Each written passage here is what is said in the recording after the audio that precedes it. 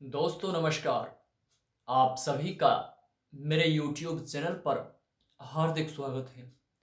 मैं आशा करता हूँ कि आप सभी स्वस्थ एवं सुरक्षित होंगे। दोस्तों, आज आप सभी ने समाचार पत्रों के अंदर एक खबर पढ़ी होगी, जो मध्य प्रदेश के गृह मंत्री ने भी जिस बात पर चिंता व्यक्त की, नरोत्तम मिश्रा जी ने जिस बात पर चिंता व्यक्त की, और पूरे देश के लिए जो एक चिंता का विषय है, हम सभी के लिए एक विचारणीय विषय है, एक सोचनीय बात है कि आखिर ये देश किस प्रकार से सुरक्षित रह सकता है, किस तरीके से इस देश की एकता, अखंडता और इसकी जो अंदरूनी सुरक्षा है उसे सुदृढ़ किया जाए, ताकि कोई बाहरी शक्ति हमारे देश पर आक्रमण न करने पाए।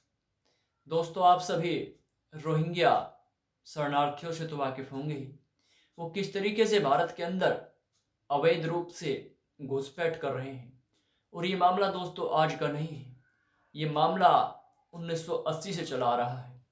और सबसे ज़्यादा 1999 में जम्मू कश्मीर के अंदर सबसे ज़्यादा अवैध घुसपैठी, ये अवैध रोहिंग्या जम्मू कश्मीर के अंदर बसाए गए।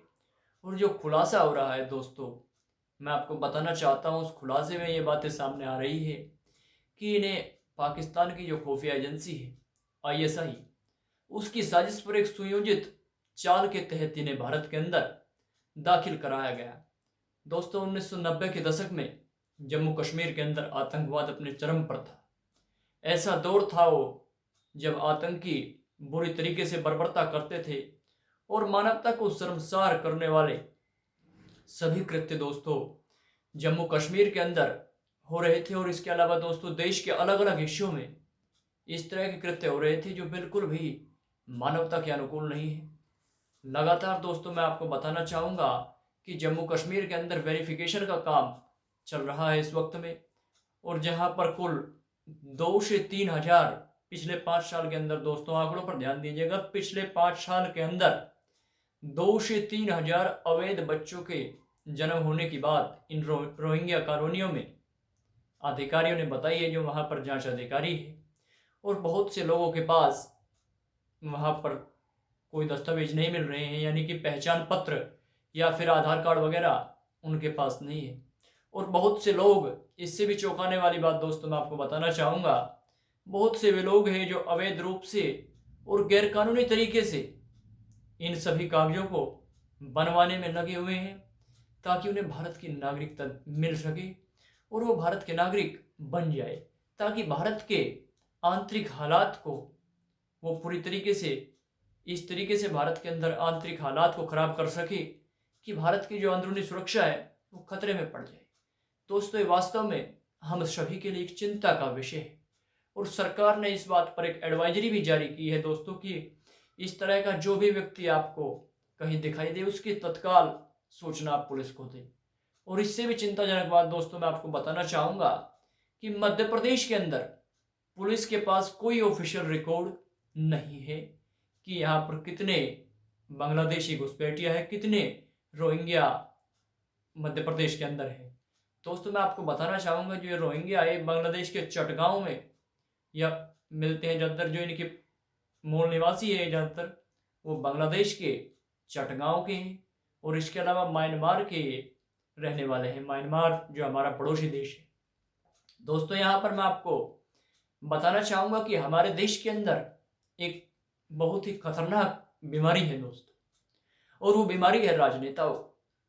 और उस बीमारी का इलाज होना वास्तव में जरूरी है। दोस्तों, मैं आपको बताना चाहूँगा कि प्रशांत भूषण जो राजनीतिक तौर पर तो हाशिए पर जा चुके हैं, लेकिन वो अपनी राजनीतिक जमीन चमकाने के लिए देश की सुरक्षा, देश की एकता, राष्ट्र की रक्षा को खतरे में डालना चाहते हैं।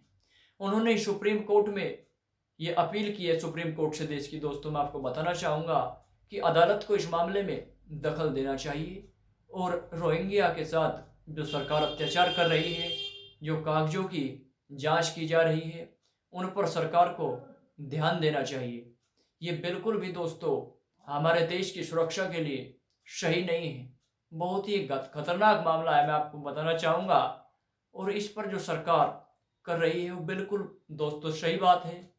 हमारे देश के अंदर यदि कोई नागरिक रहता है तो निश्चित तौर पर उसके पास सभी कागजात होने अनिवार्य है, लेकिन राजनीतिक रोग का इलाज होना भी अनिवार्य है दोस्तों, और ये इलाज करना है हम सभी को मिलकर के। ऐसे लोग दोस्तों क्या बताना चाहते हैं, क्या वो लोग कभी मध्य प्रदेश के उन इलाकों में गए जहां पर वर्ष 2017 में दोस्तों बच्चा चोरी की घटनाएं भी सामने आई, और जिनमें ये कहा गया कि इनमें रोहिंग्या जो अवैध रूप से मध्य प्रदेश के कुछ इलाकों में बसे हुए, जिसमें भोपाल भी शामिल है दोस्तों, वहां पर चोरी की घटनाओं में इन लोगों का हाथ है, बच्चा चोरी की घटनाओं में।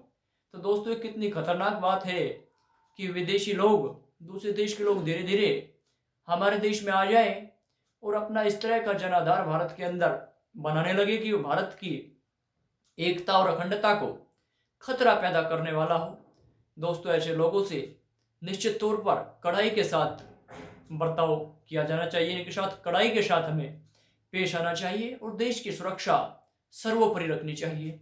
और इसके अलावा दोस्तों मैं एक अपील और करना चाहूँगा प्रशांत भूषण जी से कि यदि उन्हें रोहिंग्या जो अवैध घुसपैठी है जिनकी सरकार जांच कर रही है, यदि उनसे इतना दर्द है, इतना उन्हें लगाव है और इस बात का उन्हें इतना दर्द हो रहा है कि ये जांच क्यों की जा रही है, तो कभी प्रशांत भूषण जी को ये करना चाहिए कि उन लोगों के साथ जाकर के ही उनकी जो वहाँ की कॉलोनियाँ हैं, जो बस्तियाँ हैं रोहिंग्याओं की, वहाँ पर जाकर के उन्हें रहना चाहिए और उनके बीच में ही अपना निवास बना लेना चाहिए। केवल राजनीतिक तौर पर अपनी राजनीतिक रोटियां सेकने के लिए इस तरह की गतिविधियों को अंजाम देकर इन लोगों को, देश को शर्मसार नहीं करना चाहिए।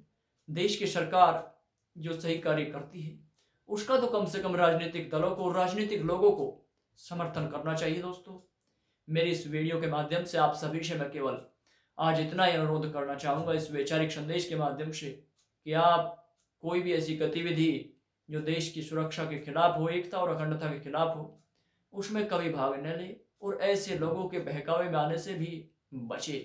नमस्कार दोस्तों, जय हिंद।